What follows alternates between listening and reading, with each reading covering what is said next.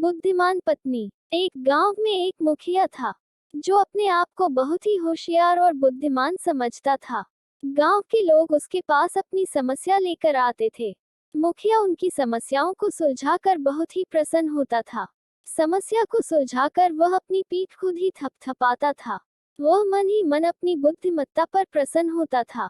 एक बार एक बुजुर्ग आदमी मुखिया के पास रोता हुआ आया। वह रोते रोते कह रहा था कि उसके पड़ोसी ने उसके घर से बकरियां चुरा ली हैं। मुखिया ने पड़ोसी को बुलाया और पूछा, क्या तुमने इस बुजुर्ग व्यक्ति की बकरियां चुराई है? पड़ोसी बोला, नहीं मुखिया जी, मेरे पास पहले से ही बहुत सारी बकरियां हैं। मैं भला इनकी बकरियां क्यों चुराऊंगा? मुखिया दुविधा में फंस गया। उसने समस्या को सुलझाने के लिए एक बहुत ही बेतुका सा उपाय निकाला। मुखिया ने कहा, आप दोनों को फैसला सुनाने से पहले मैं एक प्रश्न का उत्तर चाहता हूँ। आप दोनों में से जो इस प्रश्न का उत्तर मुझे देगा मैं उसके हक में फैसला सुनाऊंगा। मुखिया ने दोनों से प्रश्न किया कि इस संसार में सबसे तेज चीज क्या है। प्रश्न का उत्तर न दे पाने के कारण दोनों वहां से उदास होकर चले गए। बुजुर्ग आदमी दिन भर चिंतित रहा।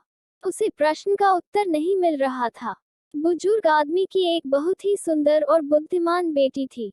उसका नाम रानी था। उसने अपने पिताजी की चिंता का कारण पूछा।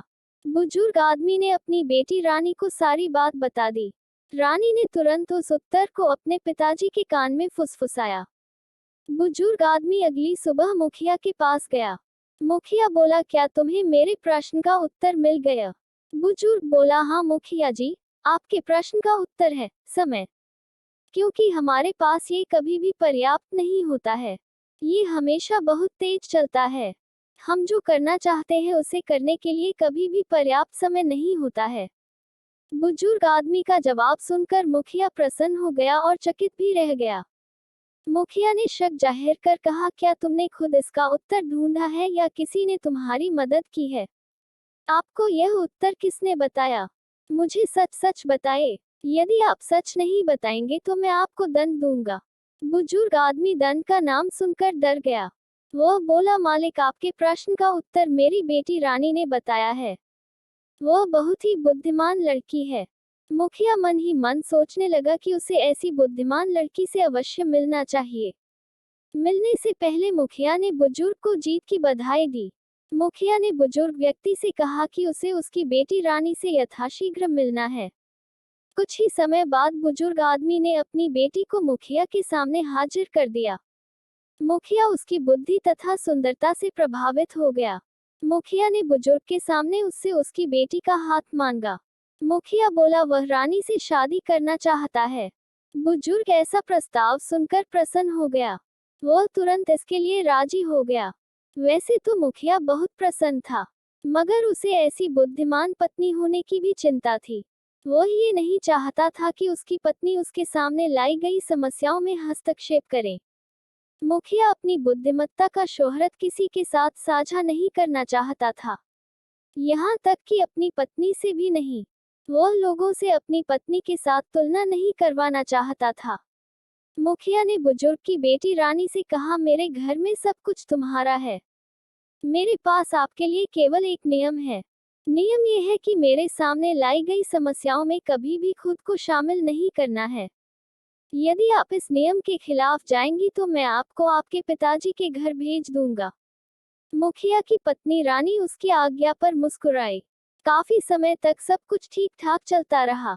मुखिया हमेशा की तरह लोगों की समस्या सुनते रहे और उसका हल निकालते रहे। एक दिन मुखिया ने अपनी एक पहेली दो लड़कों को सुलझाने के लिए दिया, जो आपस में एक खेत के टुकड़े को पाने के लिए झगड़ा कर रहे थे। मुखिया की पत्नी को स्पष्ट पता चल रहा था कि खेत किस लड़के का था, क्योंकि जिस लड़के का खेत था वह अपने खेत के लिए ज्यादा चिंतित लग रहा था। मुखिया ने अपने आदत के अनुसार अजीब तरीके का हल निकाला।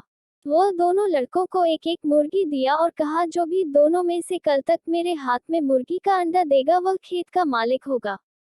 मुखिया की पत्नी उस लड़के की मदद करना चाहती थी, जो वास्तव में उसका मालिक था। रानी यह जानती थी कि वह अपने नियम के विरुद्ध जा रही है, फिर भी वह गरीब की मदद करना चाहती थी। बुद्धिमान पत्नी। उसने उस लड़के को कहा, कुछ चावल मुखिया के पास ले जाओ। उनसे कहो कि आप इसे आज लगाए ताकि सुबह मैं अपने मुर्गी को खिलाने के लिए चावल ले जा सकूं। लड़का चावल लेकर मुखिया के पास दौड़ा। उसने ठीक वही कहा जो उसे बताया गया था। मुखिया उसका ये बर्ताव देखकर गुस्सा हो गया। मुखिया बोला, ऐसा करने के लिए तुम्हें ये किसने बताया? वो लड़का डरते हुए बोला, यह मेरे अपने शब्द हैं, मेरे अपने विचार हैं। मुखिया ने चेतावनी दी, यदि तुम सच नहीं बोल रहे हो तो मैं तुम्हें दंड दूंगा। लड़का रोने लगा। वो उसकी पत्नी का नाम बता दिया। उसने कहा, आपकी पत्नी ने ऐसा करने के लिए कहा था। मुखिया क्रोधित होकर अपनी पत्नी को पास बुलाया और डांटा। मुखिया ने कहा कि उसने नियम को तोड़ा है, इसलिए अब तुम अपने पिताजी के घर लौट जाओ। मुखिया की पत्नी ने कहा, क्या मैं अपने पिता के घर जाने से पहले एक अंतिम बार आपके लिए भोजन बना सकती हूँ? एक इच्छा यह है कि जो मेरा यहाँ पसंदीदा चीज है, क्या वह मैं ले जा सकती हूँ? मुखिया ने हाँ में जवाब दिया। जो चाहो बनाओ, जो चाहो ले जाओ, मगर आज की रात आपकी यहाँ आखिरी रात होगी। पत्नी रानी मुखिया का पसंदीदा भोजन तैयार किया। उसने बड़ी मात्रा में ताड़ की शराब के साथ परोसा। भोजन समाप्त होने से पहले मुखिया बहुत नशे में हो गया और चुपचाप सो गया। पत्नी की योजना ने ठीक उसी तरह काम किया जैसा उसने आशा की थी। उसकी पत्नी ने कुछ लोगों की मदद से मुखिया को अपने पिताजी के घर ले गई।